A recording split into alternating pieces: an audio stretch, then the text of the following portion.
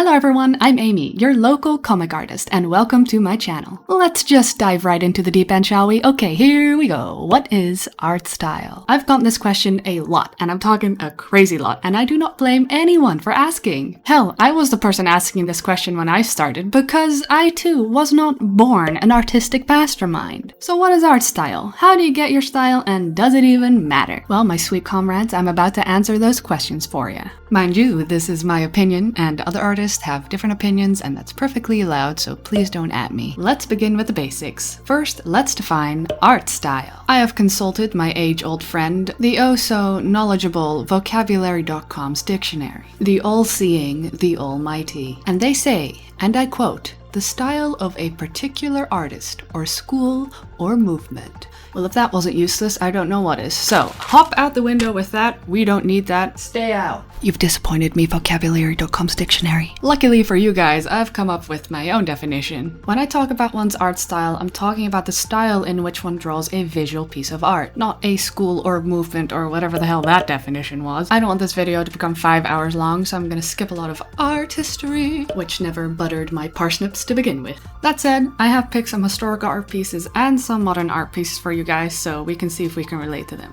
First off, one very recognizable art style is that of Dutch painter Vincent van Gogh. Of course, I had to pick a Dutch painter, bless my tiny country. On screen are some examples of his art. You can clearly see he has a certain way of painting things, which is his style. He uses unsaturated colors, his paint strokes are very visible, and his paintings are based on real objects and people. Another famous artist, and perhaps a bit unpopular, is Jackson Pollock. His artworks look like a chicken farm under black light, or perhaps the surface of the moon. His style is to just splash paint using the occasional bright colors that stand out from more desaturated paint colors. When my younger self found out that this guy was loaded because he splashed some paint onto a canvas, I was livid. My paint splashes or food art that I did on my spaghetti bowl didn't sell for as much. Now onto some more modern artworks. The art style of the odd ones out is one you are likely familiar with. He draws himself as a kinda squishy marshmallow with arms, legs, and a round head. The eyes are simple black dots on the face, and the mouth is also quite simple, matching the rest of his style. His style is simple, yet unique and easily recognizable. Not only that, but his style is easy to replicate because he is an animator. Okay, so now you probably have an idea of what I mean with style. So how do you go about developing your own? Well, that's where things get a bit sticky. Style is supposed to be something that represents you, something you find visually appealing and enjoy drawing. Style, in my experience, it's not something you actively choose one day. Not the whole style, at least. Sorry to say, but you're not just going to be browsing through Pinterest for 10 minutes and voila, now you have an art style. That's not how it works in the real world, though I sure wish it did. Style is developed over a relatively long period of time. When you start practicing art, when you start as a wee baby artist, you are probably going to start by copying an art style that already exists. For example, everyone who started with, anime. Ain't nothing wrong with that, just humble beginnings. Over the months or years that you spend drawing, your taste is likely to change and you'll practice other styles. Eventually, your taste will become more defined. You'll have a certain way you like drawing eyes, for example, and a certain way you like drawing mouths or noses. By now, you're also going to start gravitating towards a certain color palette, whether that be big, bright, saturated unicorn rainbow colors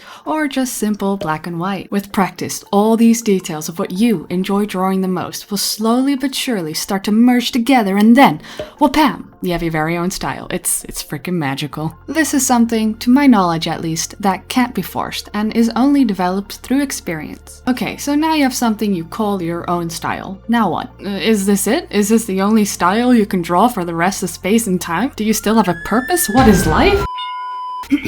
Absolutely not, my friends. There's no time for existential crises here. Once you have a style, you are by no means forced to only draw like this for the rest of time and never change. In fact, let me tell you a secret. I highly discourage never trying to improve one's style. Listen, you are a living, breathing person. You will change as you grow older, and it's only to be expected that your taste in art will evolve as you do. I'm aware that there are some gatekeepy artists out there who will say things like, "If you change your style, dear, no one will be able to recognize who you are." And they can shove comments like that right up where the sun doth not shine. You can do whatever the frick you want to do with your style. Additionally, most style changes are quite gradual, and often people don't even notice. You really think our our boy Vincent van Gogh popped out the womb with a style? Absolutely not. He had to develop it. He wasn't born being able to paint Starry Night. To prove my point, I will use myself as an example. I'd say buckle up. It's gonna get a little cringy. Alright, I started making comics with the idea that I was only gonna have one style and it was never, ever, ever, ever, ever going to change, ever. Here are some of my very first comics. Oh god, here we go.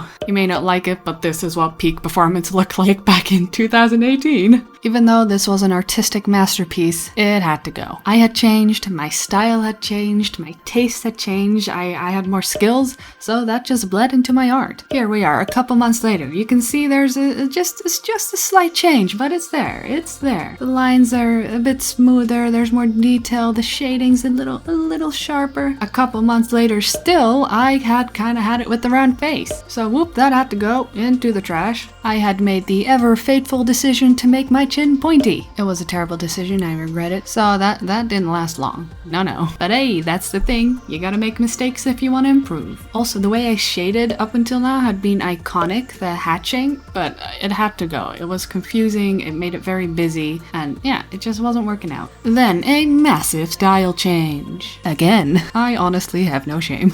Alright, so I didn't like the black and white and I decided to just completely, go green. Just so much green. All the green. I wanted just a whole paint bucket of green and just on the canvas. Green for days, I tell ya. Think green and then multiply it by 500 and that's approximately how green I wanted it to be. Just give me all the green. I freaking love green. Along with the copious amounts of green, I decided that I was also gonna go from digital to traditional line art. Yeah, it was alright, looking back I'm not a fan, but at the time I thought it looked fantastic.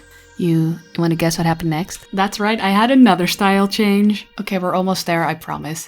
So I went from traditional back to digital art, making my lines very clean. Alright, and then my most latest style change, what happened only, I think, a month ago at this point, is how I changed the shape of the face and how I draw eyes. So what is my point? Why am I showing you all this stuff? All my old shenanigans. Well, that's to prove to you that style change is a positive thing. Don't force yourself to stay stuck in a style that no longer represents you or your skill set if you don't want to. Throughout my hundreds and thousands of style changes, my followers have been nothing but stellar and extremely supportive, and I love you guys so much. Darn it, you're gonna tear me up.